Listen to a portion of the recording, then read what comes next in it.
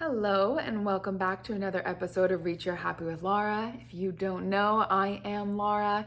I am a Reiki master teacher and a life coach, and I combine the two practices together to offer what is Reach Your Happy.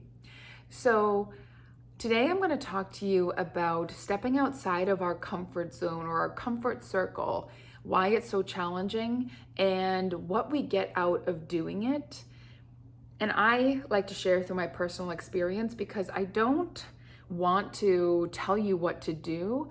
I want to share what I have done and what's worked for me because I think that's really how we learn. We learn through hearing other people's experiences and taking the bits and pieces that resonate with us and then moving forward with that. So I am a martial artist. I have done Krav Maga for almost 7 years now. And I started that because he was then my boyfriend, he's now my husband, but my boyfriend at the time, he was going to this training 3 times a week. And I had told him for the first month of us dating, I was like, I really want to watch you do this. Like, you come home, you're so happy and you seem to really enjoy it. Like, I would love to see what this is all about. And he was like, I don't think you're going to like it, but whatever. So he was a little resistant to it. And then I said, you know what, I'm just going to show up. I know where the place is. I'm like that. I'll just show up. So I showed up one class and he was like, oh my God. And I'm just having a flashback of that memory right now. And I was watching it. And there was women in the class, not a lot of women, but women. And I was like, I want to do this. I was sitting there like with my fist like this. And I'm like, ooh, I want to do this. I want to punch and kick some stuff. I want to push boys around.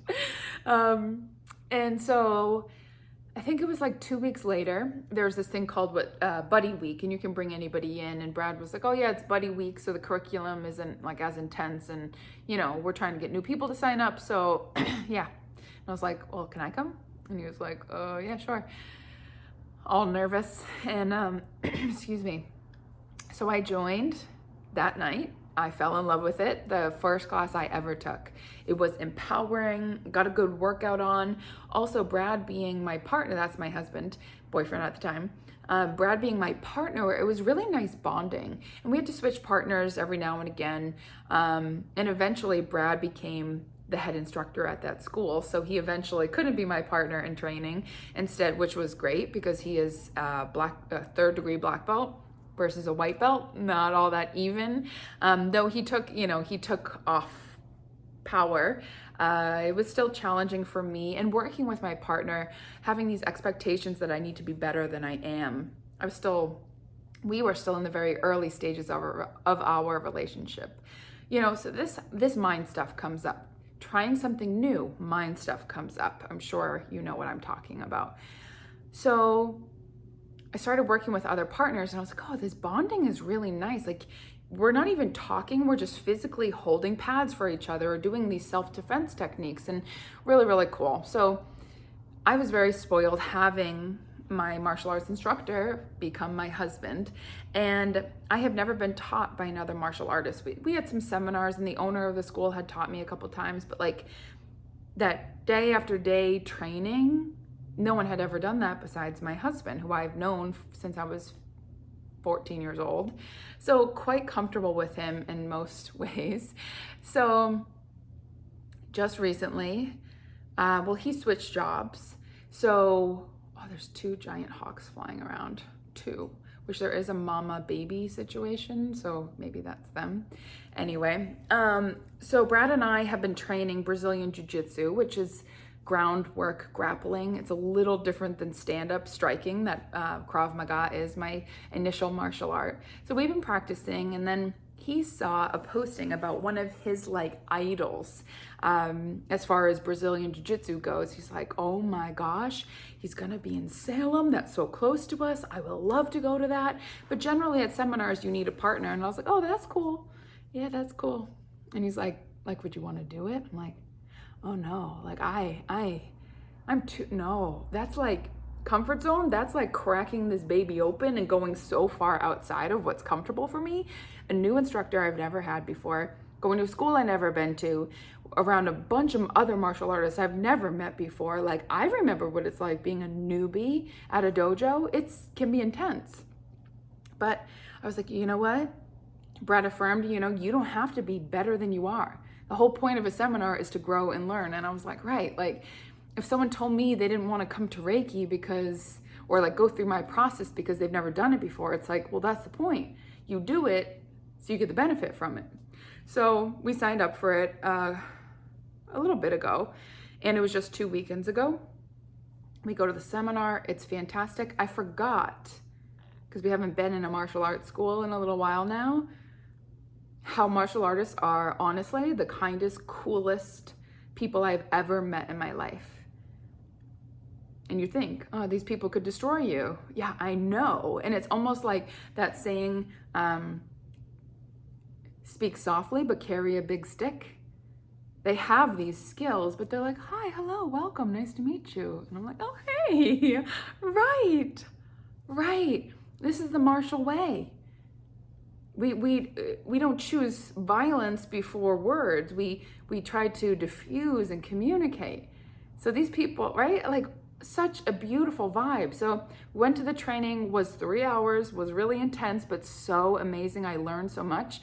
Mostly what I learned outside of the jujitsu is that I was about to stay in this circle of what I knew. And by breaking it open and going to new territories, I grew the circle, right? That circle grew. What I now know that I'm capable of grew. But it wasn't without stuff coming up. It wasn't without anxiety, fears, insecurities arising. Some like waking up at 4 a.m. like, oh my gosh, what am I doing? Maybe I'll tell them I have a headache, trying to get out. And it inspired me so much that we went to another seminar this past weekend, a whole new martial art, Muay Thai. Totally different scene, totally different people, a closer school in Westboro, which was great. But again, opening my circle of comfort. And you don't have to be a martial artist for this to resonate. You know what it's like to expand your circle. Maybe you're doing a new job or having a new role in your family or pursuing something you've never pursued before. There is great discomfort in that. And let's go back in time for a moment. Like, why do we have this visceral response to change? Why do we have this visceral response to breaking out of the familiar pattern, which is our general day-to-day? Well, though we have advanced in technology and so much of our world, from security cameras outside our door, bank accounts, right? All these different things, cars that lock, that have airbags, that, salt to sand the icy walkway. Well, though our outside conditions have evolved incredibly, an incredible amount, our physiological selves have not. I don't know about you, but I still have fingernails, and I don't know the last time I climbed a tree or ripped open a coconut. I don't think coconuts can be ripped open, but you know what I mean. Or picked bugs out of my husband's hair. Thankfully, I'm not doing that. But yet I still have fingernails. I still have hair on my legs. I have leggings, I have pants, I have layers. But my physiological body isn't up to speed with everyday technology. So we have these very visceral responses to change because our nervous system is responding to the saber-toothed tiger, is responding to immediate threats in our environment, is worried about food, right? When I could just open up an app on my phone and have food delivered to me, or I could get in my car safely and drive there. So though those comforts exist, that doesn't mean our nervous system feels that. So to step out of the comfort zone, it feels like a threat to my mind. feels like this is really not a good idea, that you could be risking your life by going into a new tribe, right? A dojo I've never been into, mostly men, right? And way back when, you don't do that, especially my partner was with me, but like 30 men, one woman, not a good idea. But in today's day and age, it is. It's actually quite safe. They were very welcoming. It was great. There was actually 2 other women there with me, amongst all these men. But yet my mind said, oh, not a good idea. So whether it is you shifting your job, shifting your role in your family, you going to do a different sport, being a beginner is so uncomfortable. It's awkward. No one wants to be a beginner. No one wants to suck at anything, right? Like, who wants to be there? But you have to put yourself out on that ledge. I had to make myself go to that seminar to show myself how much I enjoy this and how much more I learn by being in that community. And that I am totally capable of being a beginner, that it's actually really fun to be a beginner. There's so much space for messing things up. Whereas as you advance, you're refining your weapons.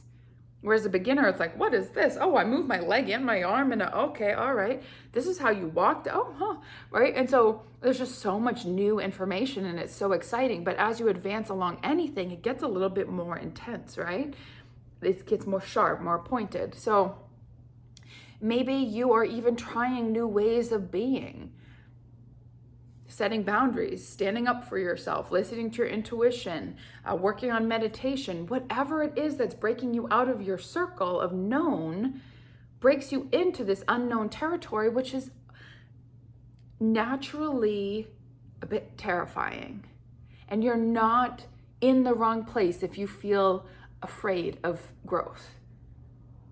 Growth is absolutely uncomfortable. I have people that come to me every week saying, I really didn't want to come here today, but I know that every time I do come, I get something out of it.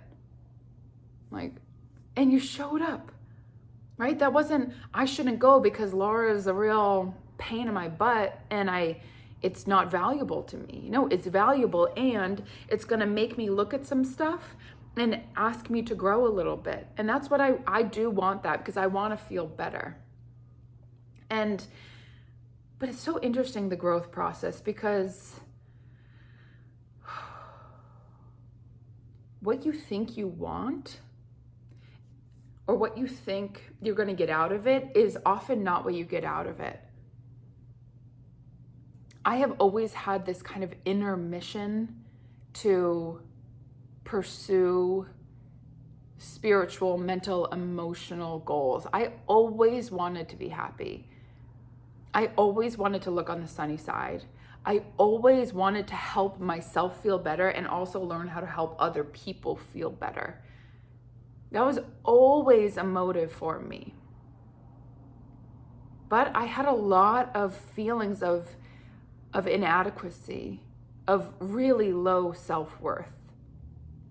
So though I wanted to work on those things, I didn't feel I deserved it. So I would do affirmations and visualizations and go to this group and go to that one and do all this stuff to try to make myself feel better and take information from other people, get physically in a certain shape that maybe that would make me feel more worthy.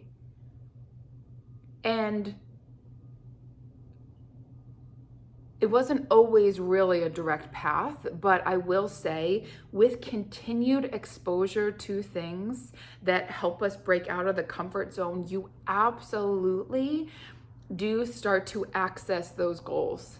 I was saying to Brad last night, my husband, that I had originally, right after my mom died is when I started going to the gym. My dad got a personal trainer who was just so awesome. And my dad and I needed to channel this sadness somewhere. We needed to move our bodies. There was so much trauma.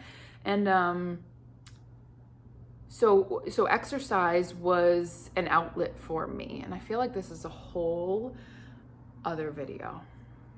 And I'm debating whether or not, screw it. I'll just talk lightly on it here and then get deeper into it in another video. But exercise was the one thing that softened the grief a little bit, softened the pain, the discomfort that I was feeling, and I think my dad too. And so I worked on my physical body and got into really good shape, but my mental, emotional, and spiritual selves were not in great shape. They were completely neglected. But I thought, you know, if I get my physical body in the way that I want it, then all that other stuff won't either matter so much or will just kind of fall into place. So for the past, 18 years, let's say 16 of those years, I really focused on the physical side, believe it or not. And in the last, then I started realizing it's not the physical body. That's my point. It's not the physical body that needs to change, that I need adjustment in. It's my emotional self. It's the way I'm thinking. It's so much more than my physical. So I am actually in this, I guess you could call it a diet, but way of eating right now. I'm in a surplus of calories, which is adding more fat to my body, but helping me gain muscle and adjust my metabolism, because with this obsession with my body, yo-yo dieted, starved, all the fun stuff, you know. And now that I am realizing that what I've always wanted was this emotional balance, this mental clarity, and this spiritual connection, now it's time for my physical body. It's like, if I had really hit this point of like having the physical shape that I wanted, I don't know if I ever would have pursued those feelings of unworthiness. I don't think I've ever would have gone through the healing that I did. So my whole point there is that we think, oh, I know exactly how this needs to go. But I will tell you, I really don't think we know. I think we get pulled in certain directions that are for good reason, but the real juice comes out of really addressing the energetics of things. Why was I running? Why was I lifting the way that I was when I was 15 years old? Because I wanted to be good enough. And I felt like if I worked hard enough, maybe I could make mom come back. So having to let go of that belief, but you know, I was telling Brad last night, I have never felt so solid within my own mind, within my own emotions. I am such a good caregiver of myself. I am so, I feel so connected and alive and well and balanced and trusting and just divine. And my physical body is kind of the last in line, where I used to make it the first. And not last in line like I neglect it, but as far as my physical shape, I'm going through a process and I'm really trusting it because of what the emotional journey, the spiritual journey, the energetic journey has taught me. So if you're not making headway on something and you're trying to physically move it along, my suggestion is to get to the energetics of it. Like me showing up at the dojos that I did the past 2 weekends, I had to face a lot of insecurities, and I talked to my husband about it, but ultimately I had to, because he's like, you're gonna be fine, you know, and I'm like, cool, thanks. That's not helpful. I had to sit and meditate on it. I had to forgive myself for putting myself into situations that I never wanted to be in the first place, and that's not it. So when you find yourself kind of railing up against something that's not budging, get to the energetics of it. And if you're like, I don't know, well, I can help you with that. If you can't help yourself, then I can help you with that. That is my specialty. More on that on another day, but thank you so much for tuning in. I hope this message served you well. Thank you for showing up. Thank you for being a part of this community. It means so much. Any likes, subscribes, if you want more of this, if you want to be engaged in this, subscribe. If you like this video, just give it a little thumbs up. It is much appreciated. Until next time, take good care. I love you. Bye-bye.